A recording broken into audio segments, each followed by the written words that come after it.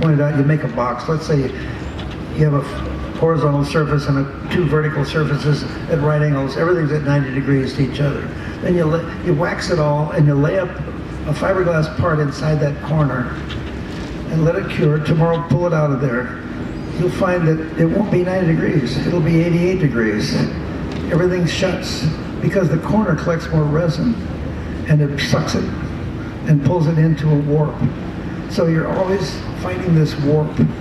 I remember in fiberglass sailboats, the cockpits, here the deck comes and goes down into the cockpit, across the floor and back up. All those corners all shut and then cause the insides to have little S shapes. It's not a big deal, but it's there if you measure it. So anyway, I made him aware of those kinds of problems. And I remember a lot of the little bits, molded rubber bits or seals, we extruded, had dies made for our own extrusions, so that, again, if someone attempted to copy that one, they wouldn't be able to get to the source of all the bits and pieces because they were ours. We were trying to outfox the foxes, and usually they weren't big enough to copy all that stuff in the way of making dies for extrusions and so forth. A die for an extrusion can cost you several $100s. You better have some production to pay for that. And if they only sell one or two now and then, they can't pay for it, so they're going to be out of it. So they don't try. So they just, the SR was their undoing. Yeah, and I remember one day Bruce said, hey, we've got the guy coming over to pick the colors for the gel coat for the SR, and we got to do that this afternoon. And so we just rushed over to the Porsche dealer and got, the 911 and 912 and 69 and 70 were all very playful, almost crayon colors, a bright green, a bright yellow, an orange, signal orange, and bright red, and a silver. So we just basically used that as our gel coat colors. Well, keeping things simple is not easy, but you have to when you're a little guy trying to produce something that looks like it came out of a big factory. So we're pretty good at that. Yeah. The Mex SR is probably the most surprising piece of fiberglass for so many people. I remember putting them in boxes to ship them away to other countries, and people had never gotten close to one, coming to understand the way it was made. They were pretty well dazzled by its complexity and the quality of the work.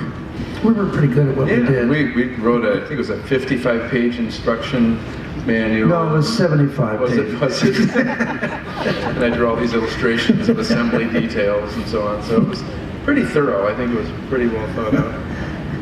It was, it was so hard to make. We had a hard time making them for ourselves. We had a small production of them at one point where we made 4 or 5 of them at once.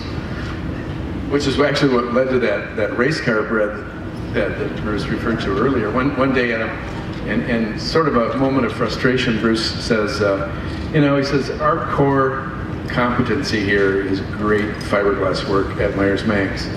And he said, wouldn't it be great if we didn't have to go to all the suppliers for wiring harnesses and fasteners and weldments and windshield frames and gauges and all these things, if we could just make a great piece of fiberglass and sell it, So that just kind of set off a thinking process that 2 or 3 days later I came back and said, hey, what about this? Here's a piece of fiberglass that can go in a box.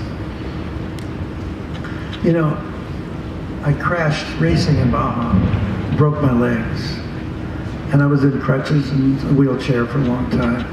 And I remember as I left to go on the race, I left one of the sides of the body was sitting there, and we had a door on a hinge, a mock-up hinge that swung up. And I told Red Rose, when I come back, I want to see that hinge all figured out. Well, I came back 6 weeks later, I'm in my wheelchair, and there's the door still standing there. I guess I scared him to death. But the poor door, I had to do the door hinge from the wheelchair to figure out how in the hell to make it work. That's before gas springs, which of course are a far better answer.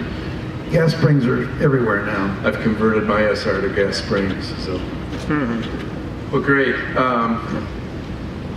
All these years later, it's still fun though. We have a problem when we get back to Newport Beach. How do you get your SR down to that cannery? No, I've got a trailer and a van sitting in my driveway ready. Terrific. The SR is ready, and we'll be there. So, looking forward to it. Thanks, Bruce. Thank you, guys.